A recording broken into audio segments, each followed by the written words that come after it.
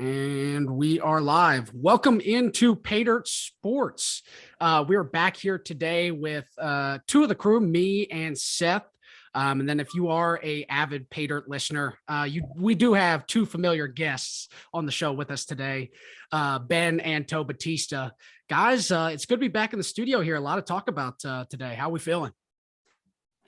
Yeah, feeling pretty good. Thanks for having us on the show, man. Excited to be on here. What's your medication situation up there, Benny, with the wisdom teeth? Yeah. So for the audience that at home that does not have access to the video right now, so I'm currently wearing like as Trushel described it, my babushka bib, where I've got an ice pack wrapped around both cheeks, and I'm currently nursing my the surgery or my wisdom teeth surgery. So I had all four wisdom teeth taken out and was able to miss a little bit of work and have a little bit of preparation for today's podcast. So my toughness isn't questioned, not that you were, but I got my wisdom teeth out on a Friday and I had football practice on Monday that I was fully participating in. Yeah, I'm glad you brought that out, Seth. I think Benny's really been trying to milk this for Yeah, he's definitely milking this. Oh, yeah, absolutely. Yeah, I took a couple days off of work, but I mean, as I was saying prior to the show, I kind of enjoy wearing my babushka bib. It's kind of nice. It looks good on you. I think that might have to be your style from here on out. Yeah, I think so. That might have to be the play when I go out into the city or something like that. But that aside, I'm excited to share the spotlight with Tone and the rest of you guys. Yeah, Toe, what's up? What's up with you, man? What's popping?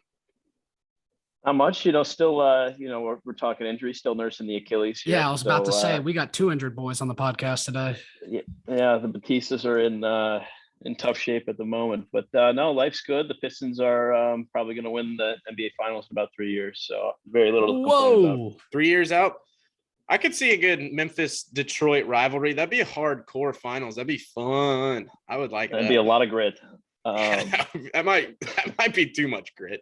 That would be the grittiest NBA Finals of all time if I had to call it. I'm here for it. What's the rehab looking like on the Achilles there? You're pretty far along though. I mean, it's been a little bit. Yeah, right? It's been like 4 months right now. So I still I'll walk around with the boot like on weekends, like if I need to walk around the city or like I'm in crowds just to like from a mobility standpoint. But other than that, I kind of walk around like gingerly at that, but kind of without the boot, and then hopefully I'll kind of just gradually get some more flexibility and be back in the saddle. Have you found any other kind of hobbies or way to kind of stay active? Just being laid up a little bit. I got a piano for my birthday actually. So I got a keyboard. So I've been ripping that, or been trying to at least. Realized it's been honestly a lot of fun. And then just kind of the normal podcast and just hanging out after work. But trying to get into piano. Nice. That's very impressive. Learning a musical instrument, especially something like piano at this advanced age, like when you're not like a kid, can be pretty difficult. So it's kind of nice for that. Yeah, it's kind of nice to have like a hobby again that's not like either competitive. It's just kind of me against me trying to learn something and get better. So it's been fun. Me against me. I like that. I'm going to start using that. Yeah, me versus the keys, man. Me versus the keys. Let me tell you, I've been getting beat up. yeah, I feel that. Oh, that's funny. All right, well, let's hop right into it. Yeah, let's get into the NBA draft. That's what we got some experts here. That's why we brought the Bautistas. We're casual NBA fans, but we want to bring in some guys that want to dive a little deeper into the draft. So I'll just open the floor up to you guys. What overall thoughts, and then we'll dive a little bit into the Pistons talk. We'll get some Grizzlies talk going too. Oh yeah, got to. Kennedy Chandler, let's go. Anyway, so hype. Fellas, what overall impressions of the draft? Kind of how strong was this year's draft class? Who's going to be some immediate impact guys and teams that might have done kind of best drafts? Totally. Yeah, Tony, you want to take the honors here? Sure. I think honestly, it was kind of funny. So on draft day, the odds on favorite for the number one draft pick, just kind of taking it from a broader perspective, was Jabari Smith. And there was a lot of drama that was weirdly going on that day of who Orlando was going to take number one. I know I've talked with Benny a lot just in the past couple of weeks as we're both kind of NBA draft nuts. And we kind of thought that Paolo was the best player. And I think what was weird about this draft specifically was like Paolo, and I kind of tweet about this. I was like, Paolo was weirdly getting knocked for being the best player currently, and meaning that like, oh, because he's better than those other guys are right now, which I think has been the consensus take, that he's not going to have as high of a ceiling. But I always kind of thought like, he's better than those guys right now. He's more versatile, I think, currently right now. I think he has the best impact. He's got an NBA body. He really, like, when you look at the eye test, kind of passed every single metric, played for a great Duke team, and had to wear a lot of different hats for that Duke team. So I kind of thought all along he was the best player. Orlando, was projected to take Jabari Smith pretty much leading up. I think they told Paolo that he was getting picked number 1 like 10 minutes before the draft actually started. So it was kind of a surprise to him. Well, they didn't even work him out, did they? Orlando, No. They only worked out Jabari Smith. That was the crazy thing. Right. And then so like I ultimately do think they make the right decision going number 1. I think like one of my knocks on Jabari was like I think he's a little too like rigid and not as like cerebral. Like Paolo is a guy who like he reads the game really well, and you can kind of see like at the higher level, with like Jason Tatum, for example, who like if you think in Jabari in a perfect world, like yeah, he can get there. I think it's like a decent comparison. He's got a long way to go, obviously, but like something you saw in the finals is like how much of a passer and playmaker that Jason Tatum had to be in throughout the whole playoffs. And then when I look at Jabari, I think he's so far away from that potential version of himself that I never really thought him going number 1 made sense, just because like he's a shooter and he's a great shooter, but he's not a creator at all. And I think like he played at a weird Auburn team where he didn't really get a whole lot of opportunity to do that. That being said, like I never really like that's not something I associate with this game right now. So I thought Paolo was the more complete player, and I think Chet has a little bit more to offer, and OKC is just kind of weird with like who they pick. So I think Chet to OKC was always kind of the natural fit there. And then I do think Jabari's a good fit at 3, but I think in my eyes, I think the top 3 kind of went of like where I think that each fit the best. So who was number 3 again? I'm blanking right now. Jabari Smith. Yeah, but what team? The Rockets. Okay. Mm-hmm. Well, that kind of makes sense for what they used to do, at least. Just watching. I saw Jabari in person. He's the only one of the top guys I saw like actually play live, and it was amazing. But kind of to your point, like he just killed us all game. His shot, I mean, it's impossible to stop when he's really rolling, like just pull up shooting. But he does not create at all. And in the last like 3 minutes of a very, very close overtime game, he didn't demand the ball. He didn't create his own shot. He didn't do anything. And part of that maybe Bruce Pearl's weird Auburn system, that he let his guards just dominate the ball handling and take terrible shots from 50 feet away. But I kind of see what you're saying with Jabari. But at the same time, his upside is, well, anyone who's that tall and shoots that well, you're just like, well, his upside's amazing. Right. But all right, Ben, what you thinking, bro?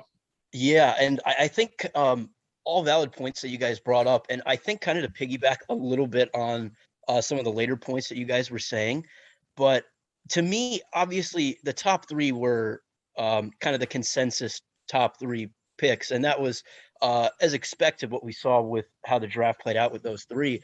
But to me, I don't really think this draft had very many franchise changing or like having a huge change in your direction for an organization. I see this draft more so in the sense that you're picking players that best fit a role on your team or your organization that's going to amplify the way that you play or continue that push to the playoffs or whatever next step that is.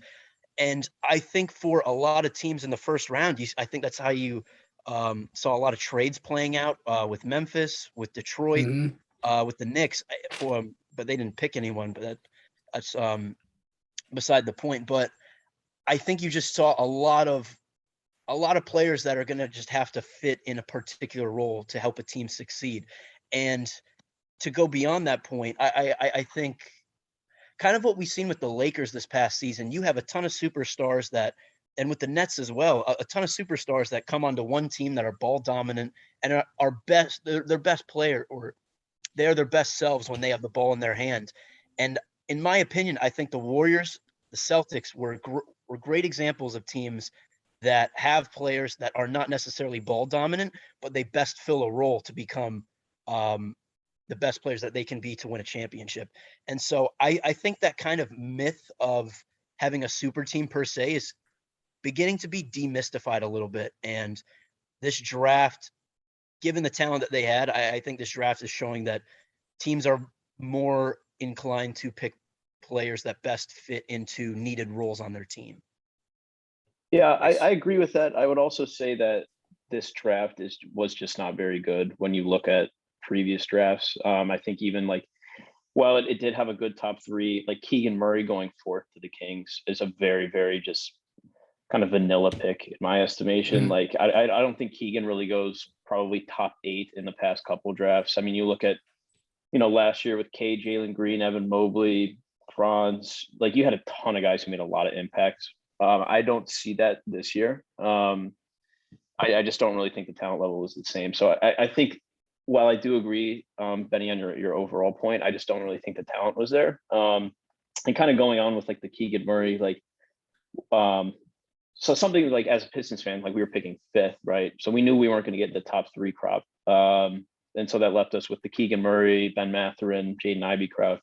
And like, so the Kings, realistically, I mean, I think Jaden Ivey was the best guard in the draft. I still think he is. I think he has the highest ceiling, probably I thought he was the second best player going into the draft. But like to Benny's point, like if you look at the Kings, like they have De'Aaron Fox, who isn't a great shooter, ball dominant, loves to go up and down the floor. Like Jaden Ivey pretty much is like that exact same player, except plays a shooting guard. So Jaden Ivey really was never going to fit. While he was probably the best player on the board at number 4, like him and Fox were never really going to be a great match. So the Kings, decided to go with Keegan Murray as more of the fit than taking the best player on the board. Will that come back to haunt them? Knowing the Kings' history, probably. But at the time, you really couldn't. I don't know. You can make the argument. I think I probably would have gone with Ivy just because at that point, as bad as the Kings are, you kind of want to just take the best player with higher ceiling. That being said, like I think the Pistons probably had, if not the best draft night, second best draft night out of any team, and I don't really think it's particularly close. Jaden Ivey's a guy who fits, and that's kind of why Betty and I were very excited coming on here as well, is because for the first time you look at this Detroit team, and you really kind of see a future that's very optimistic, right? You have Kate Cunningham, who was not rookie of the year, but if he was probably the best rookie, consistently in my eyes. He just played for a horrible Pistons team and didn't really get the love for the playoff teams as the Raptors and the Cavs. But he's a guy who creates a ton for other players, who generates a lot of attention and is also a great passer. And Ivy fits him beautifully because he's great in the open floor, can take pressure off him from a one-on-one standpoint, but then it can also knock down an open 3. And then the Pistons also traded and got Jalen Duren, who I think was probably the best center in the draft. He's the youngest guy in the draft. He's 18 for like another 10 or I don't know, maybe a couple months. But just absolutely like tons of potential. And he's going to be a great center to pair along with those guys. So, and not to mention you have Sadiq Bey and Isaiah Stewart, who were first team all rookies when they were a rookie 2 years ago. So, you're looking at a Detroit team that has a ton of young talent that's kind of already proven themselves too. Obviously Ivy and Duren still have to earn their stripes a little bit, but there's a lot of exciting things going on in Detroit. And I think the most exciting thing is they all fit with each other too. Like you can see where the future potentially lies with them. And it's very exciting. Yeah. And I think kind of going on that, I do want to have a bit of a rebuttal on kind of what you were saying. I do think the talent level was or the skill level, I would say, is probably to a lesser degree than what we saw in previous seasons. But I know you mentioned Jalen Duren, but that's an example of a guy more or less has very raw skills at the moment. But when you look at his physique, I mean, he's about 6'11", 7'5" wingspan, and is just chiseled. He's got a great body, great timing on blocks. And How you like that, boss? What's that? Nothing. Yeah. And then, but for example, I think Jalen Duren is he's the epitome of a player in this draft that has a ton of potential, and he just needs to carve out a particular role on a team to then fulfill his potential and be the best player that he can be. But I do think there are other players in the draft that do have a similar level of raw talent that maybe have not come into their own. I think looking at a guy like Dyson Daniels, for example, that was from the G League that went to the Pelicans. I think Jeremy Shohan, who came from Baylor, who now got drafted on the Spurs. Those are guys that I think that can really carve out a unique role in the NBA, but may not necessarily have been heralded in this year's draft. But overall, I do think it kind of mimics what I've been saying about players that have that may not have that star potential, but can very well be very serviceable and productive NBA players. Well, who's a guy maybe that got drafted, I don't know, maybe 10 to 25-ish range that could kind of be a fairly early breakout star, like, I don't know, just a high-level performer that's not a non-traditional, not a lottery pick, but like a guy that jumps up and is like, wow, he made a big impact on his team soon. That's a good question. I had an answer prior to when you said have a big impact on their team. I think the Warriors had a very nice pick with a guy named Patrick Baldwin, who was a very heralded 5-star, but he kind of went a lesser he went an interesting route. His father coached at Milwaukee, a smaller D1 school in the Horizon League. But in doing so, he wanted to kind of have like the keys to the program and pretty much show that he was one of the best players in the country. And it did not go according to plan. Like he probably did not have his stock clearly fell as a result of his past season, but he's a 6'10" forward that just has a beautiful shooting stroke and can more or less score on all three levels. And he got picked 28, I believe. And kind of seeing the Warriors mold and how they won the championship and how they have players like Jordan Poole to complement Steph, Clay, and Draymond. This guy, Patrick Baldwin, can add an interesting element to the Warriors. And again, like he may not live up to expectations on day one per se, but I really think that given the Warriors, their program and their history with the player development side of things, I think those are two parties that have a pretty good match. Okay, just to touch on the Warriors a little bit, since we haven't talked to y'all since kind of the finals ended, and anything like that. Like, so my kind of thought on this Warriors team was that it was probably the last run to a championship that we saw with this iteration of the Warriors, meaning the big three, like the main three of Clay, Steph, and Draymond. Do you guys see that in a similar light, or do you guys think they can kind of sustain that top level? I saw in the first and second rounds, especially when I was watching more intently versus Memphis, I saw a team that looked, in my eyes, beatable. I thought the Grizzlies were going to. If Ja was healthy, that's a different series. But, they still came and just came back in the finals and did their thing like it was a few years back. Like, do you think this is kind of the start of another run, or do you think it's the end of that kind of run for that Warriors team? I would probably attack it from like two different ways. One of which, I don't think the run is over. Obviously, they just 1-6 against like a pretty good Celtics team. And a pretty good Celtics. See, okay, there's a point there. A pretty good Celtics team. Like they're a really good team, but like defensively incredible. I don't know if they took down any. I don't know. The NBA seemed, which is probably a good thing, some parity this year. Like there were a lot of really good teams, but like the Warriors kind of took advantage of there not being like this.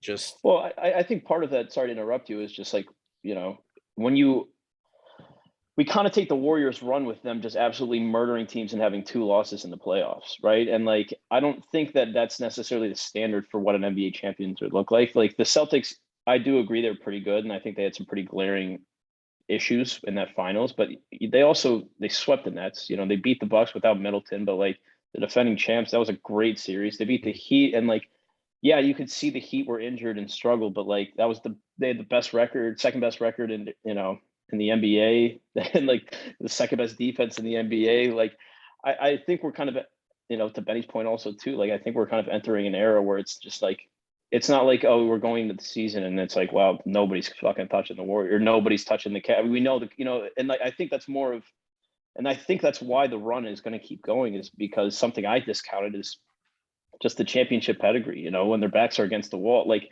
they lost game 1, and I'm pretty sure I placed a bet that the Celtics were going to win at 5. I was like, yeah, these guys are just not even close to, they're done.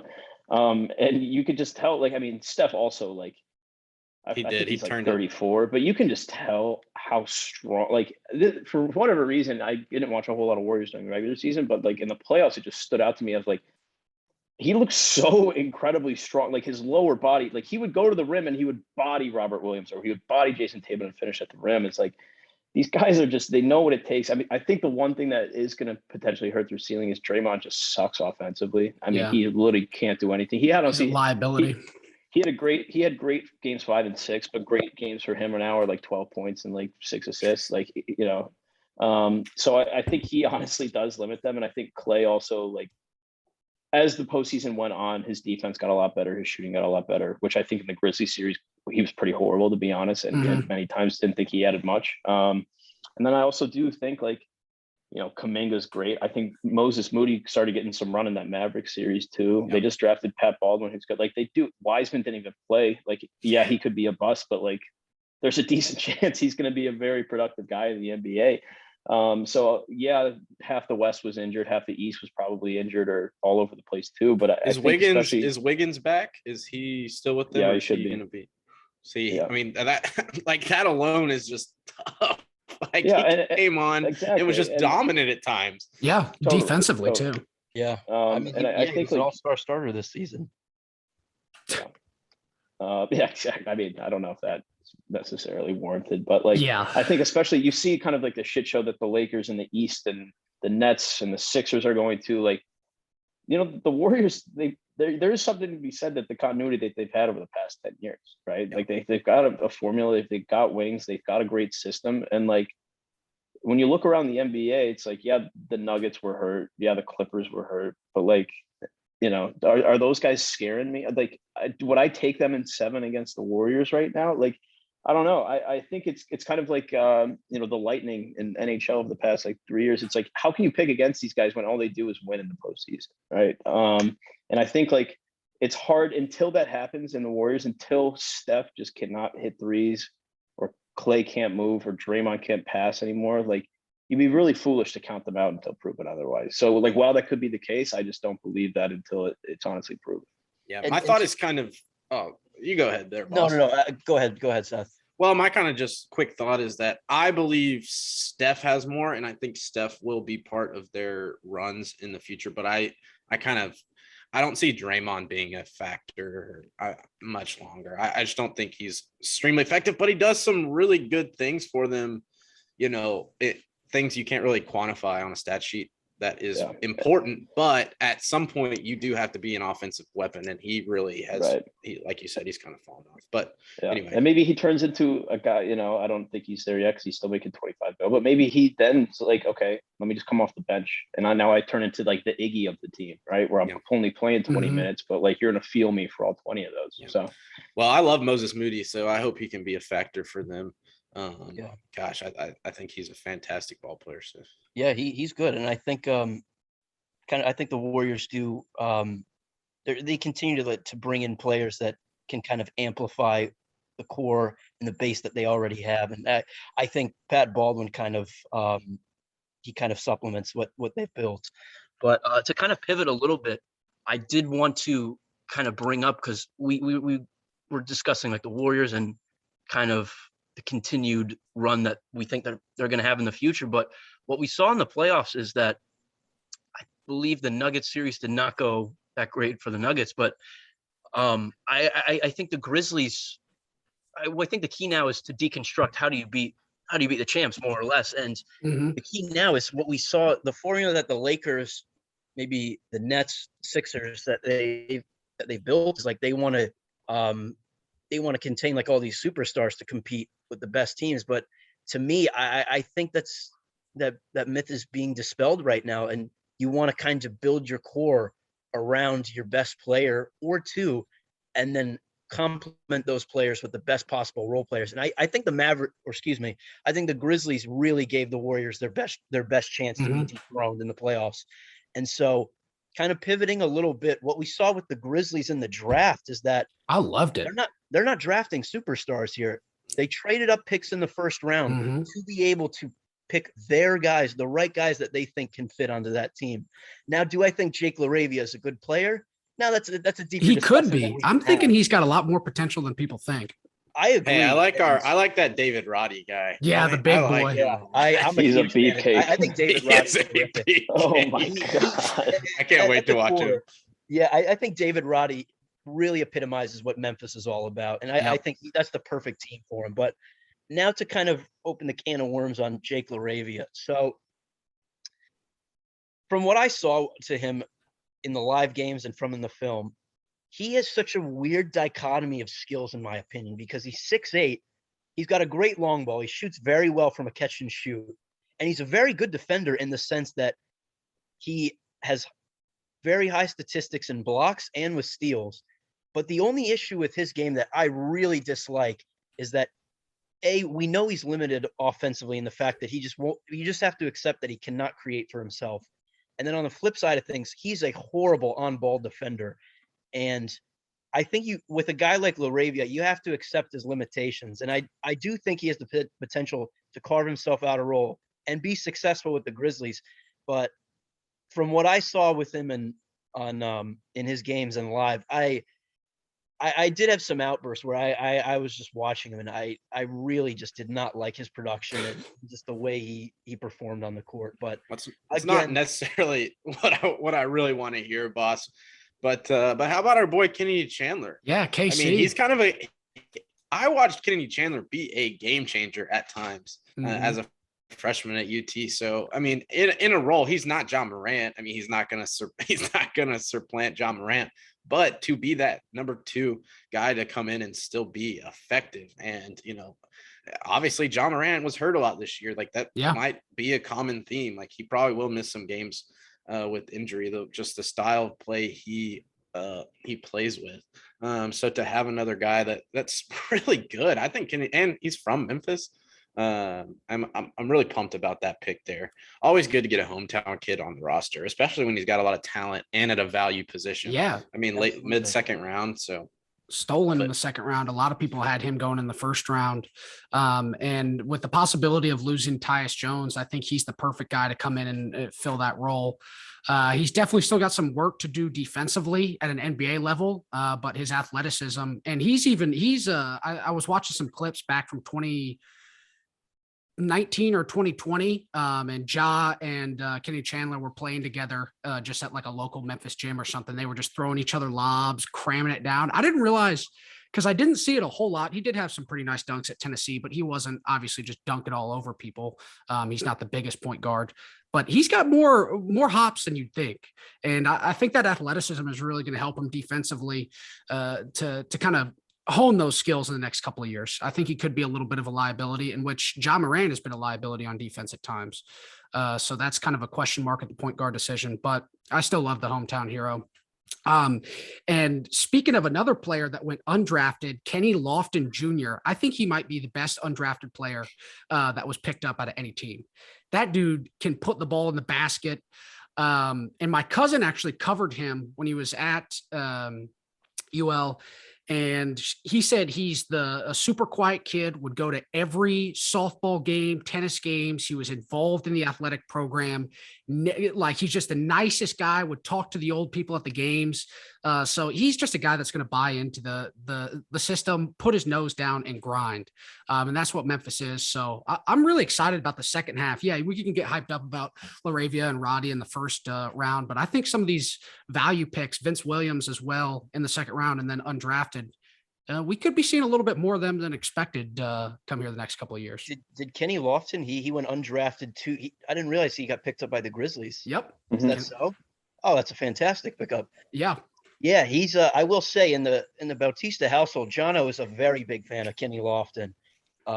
Yeah, he brings a lot to the table, and he's not your modern day big by any means, but he brings a lot of value to the table. Obviously, he's very sturdy, got a great left hand, but I think what you see in a lot of cases in the modern NBA is you see it with Jokic, but obviously I'm not trying to make comparisons or player comparisons, but you see a lot of action where the big guy is at the top of the key and he has to make simple reads either from like a pick and roll or maybe from a cutter or something like that. And I think Kenny Lofton would be perfect in that sort of role.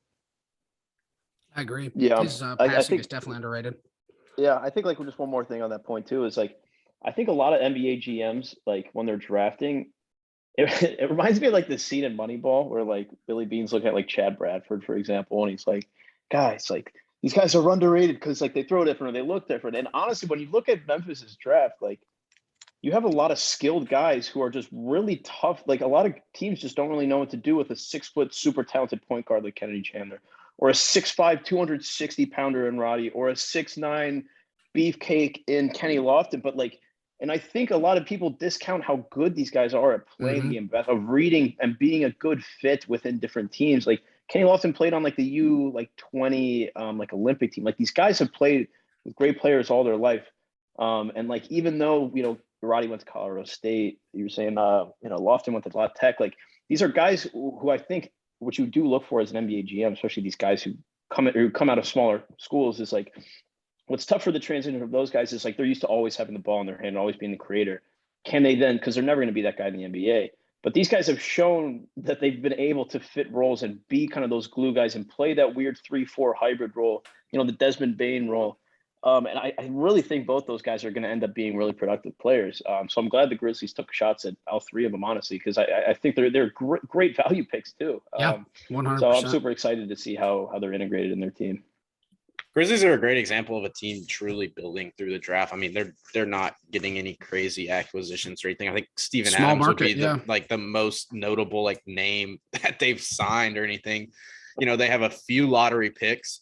But they've just filled in with just a lot of solid guys that they've kind of hit on. Not that they've hit like, superstars, but they've been really solid. They hit with Ja. Picks. Well, yeah, they hit with Ja, but he was a number 2. That's all they needed, Yeah, that is true. But you hit on a guy like Desmond Bane last year. It's like all of a sudden he's your number 3 guy and an absolute stud.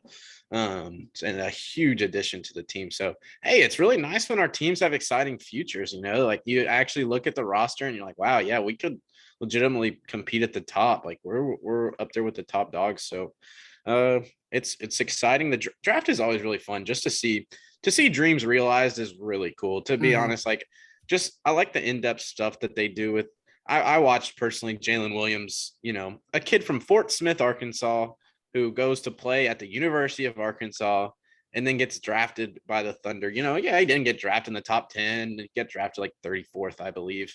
But like just the realization of like, no, that is truly like these guys have been building towards that moment, and to see that dream fulfilled is very special. And I hope everyone's able to take advantage of the opportunity and just go ball out. It's really cool to see guys just get the chance to do that. But the thing about a draft is weird, I think, is that you truly don't know where you're like, we all fortunately had a lot of choices where we're going to go, after college. Like, hey, I'm going to choose where I go.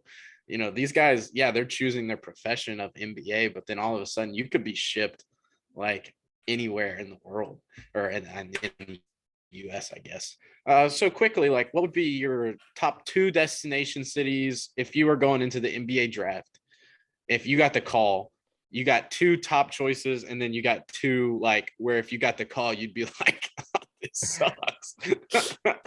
I think you got it. Well, I'll let you guys answer first. Yeah, I let me start here because so this is an interesting question that you bring up, because there are some people and some players that if they get drafted to a city or an organization in a particular city, the sticks or the chips are kind of stacked against them where they might not be able to succeed. And there's a Ty Lawson interview back in the day saying Michael Beasley, who was had one of the best single seasons in freshman years ever in college basketball, got drafted 2nd overall to Miami. And he was saying it's because he didn't pan out, and he may have not necessarily had the resources or the tools to be able to kind of handle that pressure and fame in a city like Miami. And he was saying, like, if I get paid millions of dollars at 19 years old to go to Miami, I would mess up too. And so you got to take that into account, because you got to, and I'm sure organizations do, you got to pick the right player for your team. And I think obviously I've been kind of harping on that this entire episode, but to answer your question, Seth, if I had the opportunity to be drafted, I would love to be in like a low key place, like Denver, I would say, where you can kind of have like your own pad, maybe in the mountains, and all you'd be able to focus on is the craft. And I think I would say Denver probably. What would be least favorite? What would be like, you get the call and you're like, that's not good. Yeah. Like, like Zach LaVine, man. You get drafted to Minnesota, man. Yeah, that's a good one. Minnesota's true. That would be a tough realization. Like, yeah, man. Minnesota. Yeah, Toe, who's your number one, and then your, I guess, number 30 or 32, whatever it is. Yeah, it's funny, buddy, you took that route because I was about to say, like, dude, you're telling me I make millions and live in Miami? Give me Miami. Yeah. Oh my God. I mean, realistically, like, I would probably go with, like, I feel like Boston, just from a mix of I would go from a franchise level, a lot of success, a lot of good examples of player development. Also, Boston's a pretty cool city. You're very close to pretty much everything. I feel like that'd be fun from a bunch of different angles. Obviously a great sports city too. I'd be kidding if I wouldn't say Miami would be a close second there. I think that'd be awesome. From worst city, I really think, like, if you get drafted by the Sacramento Kings, I think I was gonna say that's Sacramento, what I was gonna say. I mean, everything that I said was about Boston is like the complete antithesis with Sacramento. Like, horrible examples of how they treat their players. No, like, they drafted Tyrese Halliburton 2 years ago, who was awesome, and then boom, they trade him within a year and a half. Like, they have shown no competence in how they're trying to move forward as a franchise. Sacramento sucks as a city. There's nothing to do. Yeah, I don't know. I gotta imagine that's like one of the worst spots to be. Yeah, definitely. I really didn't have an answer before I asked the question, but I'm thinking that I would like to get drafted by Phoenix. Ooh. I would like to just get moved to Arizona. Just, big city like still. I'd like that answer too. Place. Phoenix would be sick. Like, then I could really get my golf game dialed too. Like, you just you play in the NBA and you get a little golfing around. Just hang out in Scottsdale. And I'm getting a good tan like year round. I think Phoenix would be my answer, but it's still kind of low key. But it's like it's like a good mix of like cool but chill. I think Phoenix is my answer. And Sacramento would be brutal. That would be or brutal. like Orlando. Like, I know it's kind of strange, but I would not want to be in Orlando. That's like the worst place, I feel like, as a young adult in Florida. Like, Orlando is just not a fun city. There's so many better choices. Town. Yeah. But I think my number one, I don't know if this is necessarily my number one, but it's what's coming to mind right now. I think the Dallas Mavericks would be a really fun team to play for. Playing number for Cubes, and then the city of Dallas is just really, really cool from what I've heard. And I haven't gotten the chance to visit, but my sisters and dad went there for a couple of basketball tournaments, and they couldn't say enough about it. And really, that's not a bad choice, but I just think there's probably better places. Yeah, I spent a lot of time in Dallas, Trush, and I can wholeheartedly say that there's probably better places to start a career than Dallas. Hey, and that's why this is my pick and not yours. So, or New Orleans. See, New Orleans would be the cool. Pelicans would be pretty cool. Yeah, you don't want to end up like Zion. Though. Yeah, I think Dallas is a good enough mix to where I can still get my stuff done. Inside? All right, not that we're really insiders, but what's the deal with Zion? Like, is he gonna play basketball again? I think so. I think, like, at this point, like, I think he truly got healthy at like probably around February, but then was just like pretty fat. And like, I don't think he thought the Pelicans were going to make the playoffs. So I think in his mind, he just kind of mailed it in, which he clearly did if you look at him. But like, I think this theory that he like completely has forgotten how to play basketball, like his sophomore season, his like PR per like 36 minutes was like insane. Almost all timely good. Yeah. So I have to imagine, like, now if he just comes to training camp and is still 4,000 pounds, I would probably change my tune there. But I think people kind of forget, and I do too, is the best version of Zion is pretty freaking good. Yeah, I think Zion will be able to turn it around. I mean, he was an all-star his second year in the league. And his ability to just kind of chase after his own shot, get those offensive boards, just be a nuisance down low. And he's so strong and is so athletically gifted at his size. I mean, he's just that type of player like you can talk about with LeBron, who was 6'8", 260 in his heyday, and Zion's 6'7", like 280.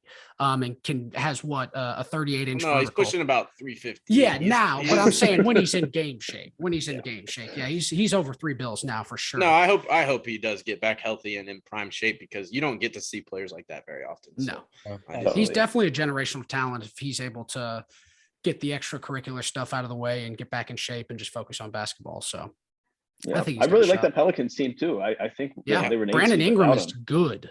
Very good. I really think if you they get healthy Zion, dangerous. Yeah, and then and CJ round, McCollum too. Yeah, a second round player that Toe and I were kind of puzzled on why he dropped so low.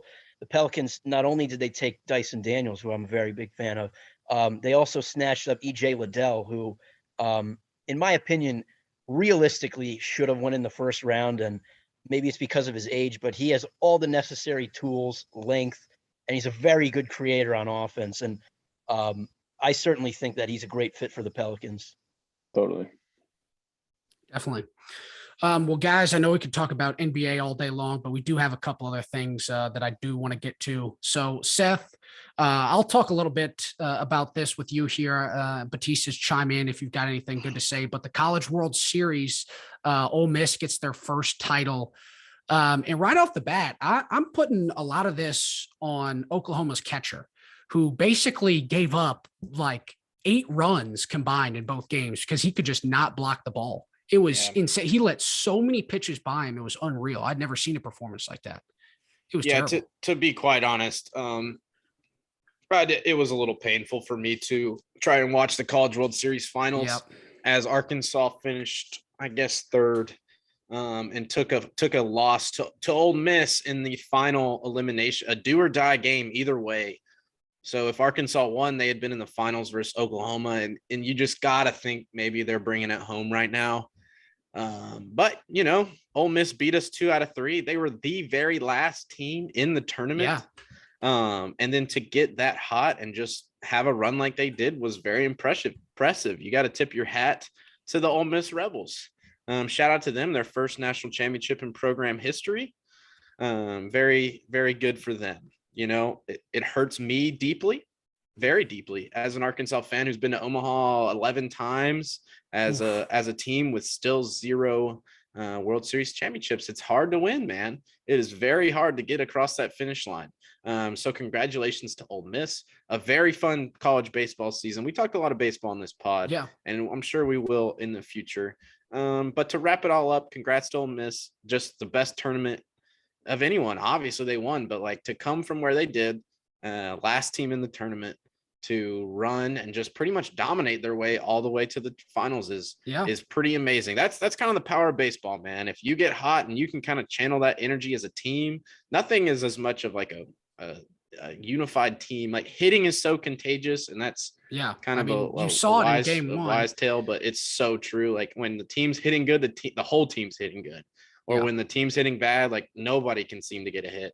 So it really is contagious. And they got sick, man. They got the whole team got sick, and they were just hitting bombs, doing what they needed to do. Like home runs. You don't have, like in baseball, the margins are so thin. Like you just have to find a way to get another run than the other team in the end. So fun to watch. Arkansas had a great run, really, really fun to watch. A team that really struggled, like Arkansas really struggled at the end of the year, lost 6 out of 8 going into the going into the tournament. And then, they make it all the way to Omaha and make it within 1 game of the College World Series finals. So, Tennessee will be back next year. Arkansas will be back next year. Ole Miss will be back.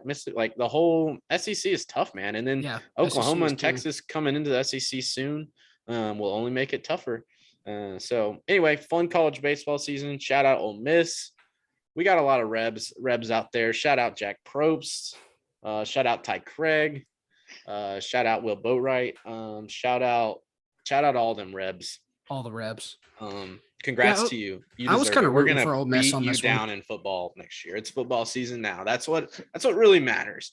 So, hey, football season real quick. While we got you on, what's a quick Michigan over-under? We did a little over-under last week for the SEC, so I don't know what the Michigan over-under is, but I want to hear some perspective on what's going on. I mean, a run to the college football playoff last year, how are you going to back it up? There's only one way forward, and that's a natty. So Yeah, anything think, less would be a shame. yeah, I would love to have those expectations. I really would. I mean, we greatly overachieved last year. I'm gonna be completely honest. I think our win total, I don't know it off the top of my head, it's probably 9.5 or 10. I was gonna say it was probably 9.5. It is like that. It's like every single year is Jim gonna win 10 games, and it's usually pretty fair.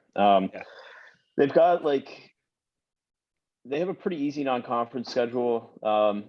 They'll have, they got to go on the road to Ohio State. They're gonna lose by 40 this year to Ohio State. So Ohio State gonna be good this year. God, they're playing UConn and Hawaii and Colorado State. Non-cons. You going to Colorado State? If you're going to Colorado State, was one of my favorite game day experiences of my life. Really? At the base of the Rocky Mountains, dude. It's the micro pub capital of the world. It's amazing. It's where Fat Tire's brewed. Or no kidding. Yeah. What's it? What's that? What's the actual? It's not Fat Tire. It's it is New Amsterdam. Or I know there is a Fat Tire. But... Yeah. Anyway. So they make their own brew for the Colorado State Rams. Oh, awesome. I had a great time. I woke up and drove 2 hours to Fort Collins, and it's the most beautiful city. It's the happiest day of my life. And then Arkansas lost, blew a 21-0 lead against Colorado State and lost. Yikes. And I didn't even know how to feel. I was so confused because the day was so good. And then it was just so like, what are we doing? We just blew a 20-point lead to Colorado State. I can't even be mad. I love the Rams. Rams unfortunately, guy. that was a great endorsement. It's in Ann Arbor this year. So we'll not be making the trip to Fort Collins. But I mean, the thing is like, I mean, they're probably going to win 10 games if I had to guess. Their offense is going to be really, really good. They've got their 2 quarterbacks back. They've got all their wide receivers. I mean, he's in the fucking USFL now. But they've got Cade McNamara and then JJ McCarthy, who's a really good freshman last year. They've got running backs back. They've got the wide receivers. Their offensive line's gonna be really good. They're gonna score a ton of points. Their defense sucks. They lost Ojabo. They lost Hutchinson. They lost Daxton Hill, was a first-round pick too. Like they have 4 first-round picks this year. Or actually, Ojabo was second. Very impressive. Hey, give me a quick blurb on the running back that the Titans drafted. Hassan Haskins. Yeah, he's a beast. I love Hassan Haskins. I thought that was a great pick. Yeah, he's going to go down as one of the best Michigan running backs probably within our generation that probably will not get enough love too. He's just the definition of a tough running back. I mean, he's faster than you would think. He's stronger than you would think. Like he doesn't blow you away from just looking at him. But the amount of just tough yards he would get at Michigan, like he's going to be a great third down back to those guys or just change of pace guy. Like he would just in the fourth quarter of these games, I mean, very similar to Derrick Henry. I'm not comparing him at all, but like in the fourth quarter, this guy would just, those 3-4 yard runs would turn into 6, 7 and just be demoralizing for the defense. He'd break one, he'd hurdle over guys. He's great out of the backfield too, from like as a receiving back. Like I really think he's a guy who I don't ever see him. I mean, especially with Henry, but like, even if he didn't get drafted to the Titans, from being an every down guy, but he's going to be a really, really productive NFL running back, I think, for a good bit here. I thought that was an awesome draft pick. He was a fan favorite at Michigan, super well-spoken, nice guy, and an absolute grinder, which is exactly what you want at that position. Yeah, so I'm super perfect fit for Vrabel's system too. I think he's going to be great, and in the 4th round too, I think he's going to be possibly, a top 5 running back in this draft. I think so too, wholeheartedly. So, I think getting that value, and especially at a position like running back that you really don't want to waste a 1st or 2nd round pick unless it's a guy like Derrick Henry. I thought that was the perfect guy to come in and replace Foreman, who we let go, McNichols, and then Darrington Evans, who hasn't even seen the field in 2 years, complete bust.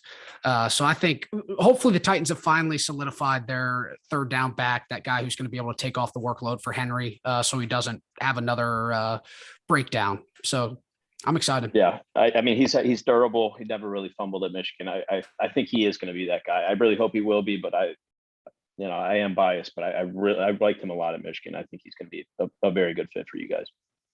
I'm excited. Did you really believe Harbaugh might leave to the NFL? He was going to go to the Vikings, but they said no, I'm pretty sure. Yeah, I mean, I remember I think I was on the pod here talking with you, Trusha, but like when it was heating up with the Bears and the Vikings. And I ultimately said, I don't think there is a chance he was going to leave. I think The funny thing was, and that's why it really rubbed a lot of people at Michigan the wrong way, including their offensive coordinator Gaddis, and like their defense coordinator left as well. Because I think the Vikings actually offered him the job, and I think he was parading around Michigan like, "Look at me, the Vikings gave me the job," and I don't think he had like an intention of taking it. And then the Vikings were like, kind of felt offended that he just used them as like, I don't know, like kind of just cheerleading around that, like, and kind of that he dissed them essentially. I don't think he ever was going to take it. I think. But it did rub a lot of people at Michigan because, again, our offensive coordinator thought that Harbaugh was gone. So he's kind of licking his chops like, oh, I could potentially step in here. And then Jim, as corny as he is like, oh, I'm not going anywhere. Not that I didn't think he was going to, but I think pure Harbaugh form didn't really handle it with class or a lot of just like, I don't know, composure or poise. But yeah, I am happy he's back. I think he's good for Michigan. And I always thought if he had plenty of other chances to leave Michigan. The year not to leave is after you really put in a good year, overachieve, you beat Ohio State. I think he's the type of guy who would like to build off the momentum, not just jump shift. And that's what he did. So boss, Benny, I want to get a quick little UFC minute from you. Benny is my resident expert also on some mixed martial art sports in the world of UFC and beyond. So what's cracking? I mean, as we head towards this downtime of sports, this is kind of the doldrums between the end of the Stanley Cup, the end of the finals, and then you got a few golf tournaments maybe, but really nothing much going on besides regular season MLB, which is atrocious. Boring. Does anyone watch MLB baseball anymore? Really? I used to watch every game almost as a kid. Like I watched almost every game of the Cardinals I'll keep season. up with it a little bit and watch a game here and there, but like watching 160 games, no, thank you. Yeah. So anyway, boss, what's just kind of happened recently? Anything of note or anything upcoming? There was a fight this weekend. Yeah, there was a fight this weekend. I'm glad you asked, Seth, because I have a lot to say on this topic. But so this past weekend, there was they have like these UFC fight nights, which are the non-pay-per-view events. Yeah, it's awesome on ESPN Plus. Yeah, so every UFC card that's non-pay-per-views on ESPN Plus, which is phenomenal. So I watched like pretty much every one.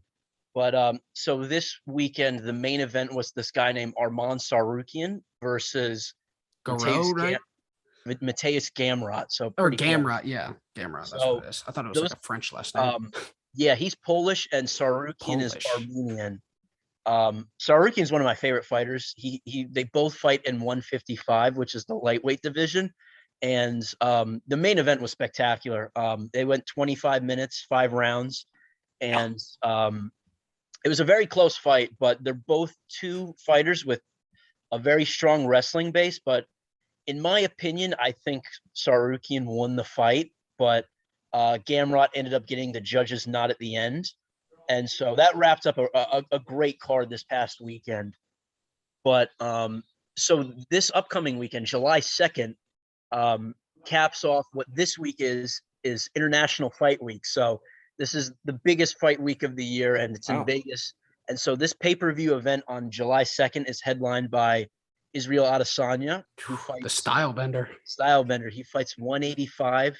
That's his weight class against an up-and-coming contender in Jared Cannonier, who is a formidable opponent, and that's going to be a great fight. And then Alex Volkanovski, Alexander the Great, who fights out of 145. So he's 5'5", 145, and in my opinion is probably the best fighter ever in his weight class. And he fights Max Holloway in the third rendition of this fight. And it's a star-studded event.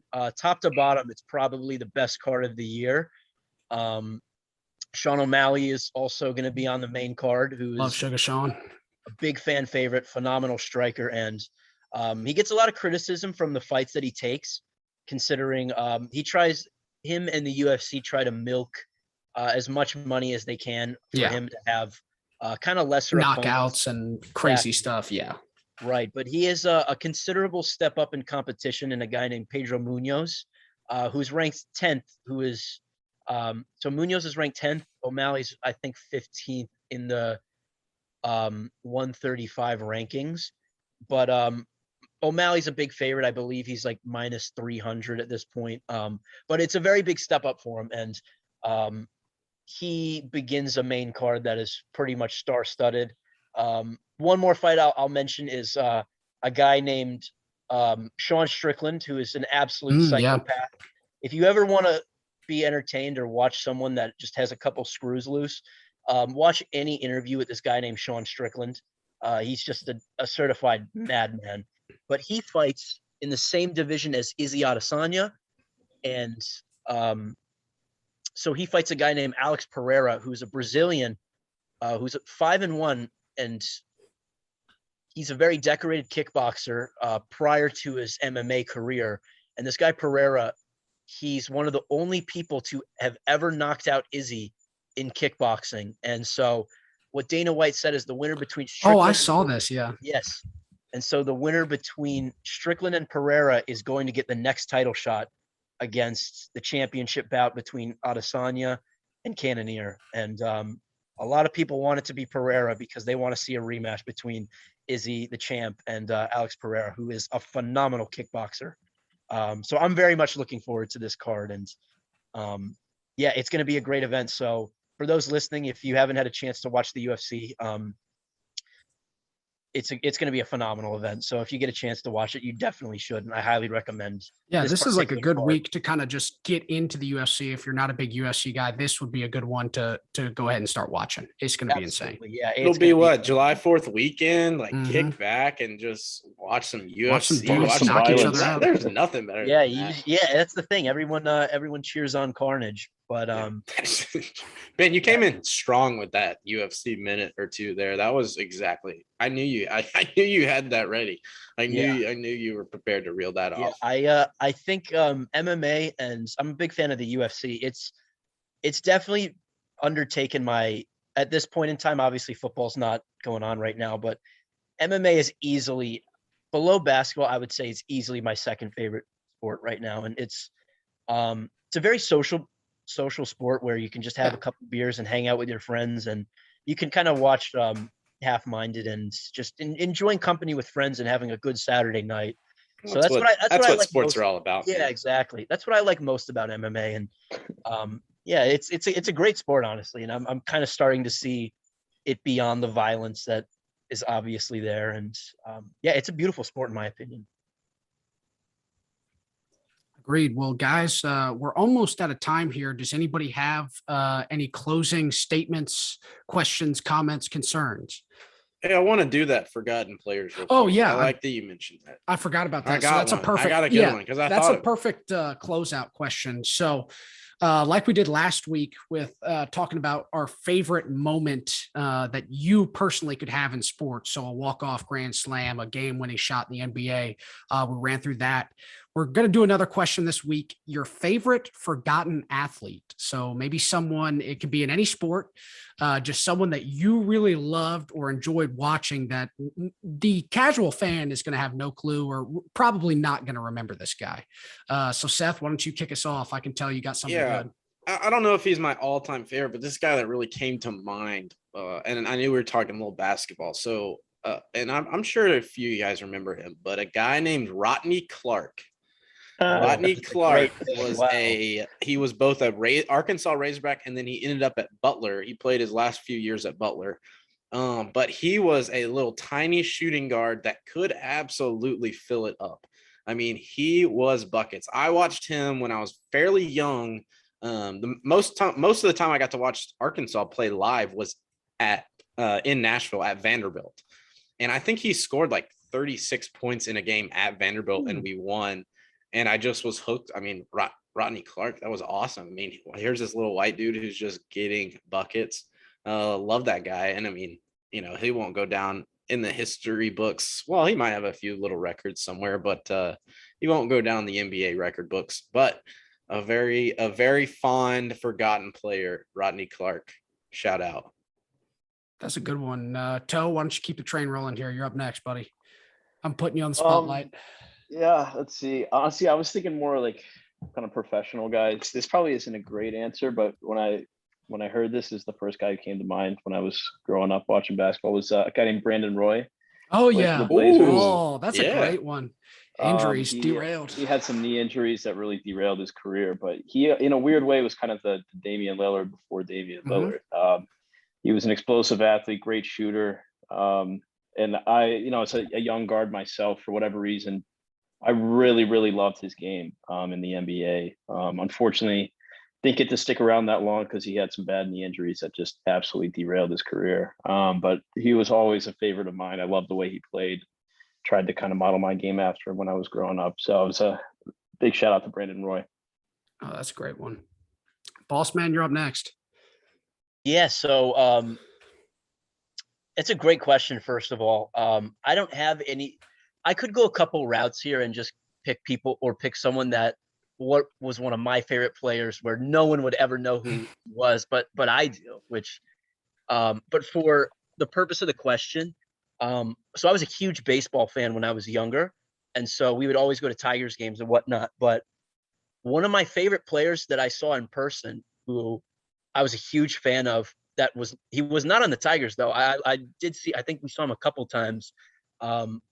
But Hideki Matsui was one of my favorite players growing up in baseball. That's a great pick. So, yeah, and so I thought about that today, and I was like, you know what? He may not be like maybe the most low key or forgotten athlete, but I mean, he's a pretty predominant figure in New York baseball. But yeah, I loved watching Hideki Matsui. He was a phenomenal hitter, and yeah, he was great for the game of baseball and Japanese baseball and one of the best products to ever come out of Japan for the sport.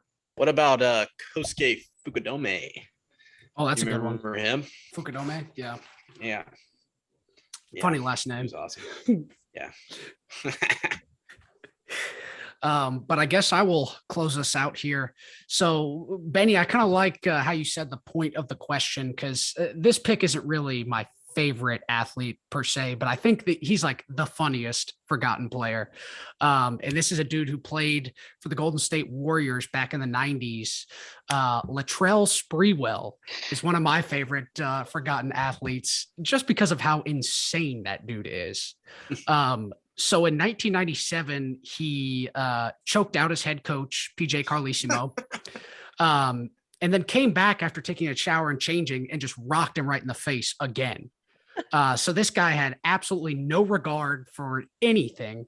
And there was also another moment where in 95, he fought with teammate Jerome Kersey and returned to practice carrying a 2x4 and was ready to attack him with a 2x4, and then said he would come back with a gun if the 2x4 wasn't enough. So, I mean, this guy's an absolute maniac.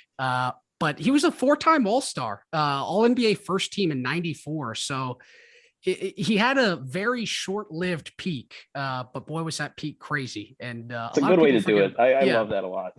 Yeah, he had a crazy peak, and then really just kind of slowed down after that. It reminds me of one of my favorites of Gilbert Arenas as well. I was thinking of Gilbert Arenas when you said that too. Agent Zero, dude. I love Gilbert, dude. If you guys are ever bored, this goes to listeners as well. There's an unbelievable YouTube video. It's him, Channing Frye, and Richard Jefferson, and they just talk about you can't forget Nick Young. Oh, and they just talk about that? Arizona stories and Wizard stories about Gilbert Arenas, and it is probably some of the funniest NBA stories. Well, even besides like the gun stories, but let's just like what he was like in Arizona growing up. It's unbelievable. Yeah, and to kind of parlay off that a little bit, so they have Channing Frye and Richard Jefferson, who were both teammates to Gilbert Arenas at Arizona. So they have the college stories that they just kind of reminisce about. And Gilbert quite literally just could not care less in college. And the funniest part is like, so the way we're talking about the draft and whatnot, and all these rookies or first year players coming into the league this year. But what they do to kind of christen these players is they match up a rookie with a vet. And so they have Nick Young on this podcast, who was drafted by the 76ers after he played at USC. And the veteran that he got matched up with was Gilbert Arenas. Oof. And so So Nick Young, he talk. I don't want to spoil too much, but he talks about if he was not matched up with Gilbert Arenas as a veteran, that his career probably would have ended up in a much better light and much more productive. And the funny thing is, Gilbert Arenas completely agrees with that as well. It's a phenomenal. That's it's a phenomenal incredible. watch. I'll have to check that out. I didn't even know that was a thing. So funny. All right, guys. Well, we are about out of time here. Hate to cut this short. We could talk all day long, but I don't know if the listeners would listen this long. But thank you, Bautistas, for coming on today. Another great episode. We are a part of the Six Pack Coverage Network, so remember to go ahead and check them out on Instagram or Twitter. And then you can check Paydirt Sports out on Twitter at @Paydirt_sports. Our Instagram is @Paydirt_sports, one word. And then we do have our website where you can check out some of Seth's articles, keep up with the podcast, some updated stuff there at paydirtsports.blog. But yeah, thank you guys for listening. Any final statements before I shut this thing down? Thanks again for having us, fellas. Love, as always, love talking with you guys. Shout out to the Fred.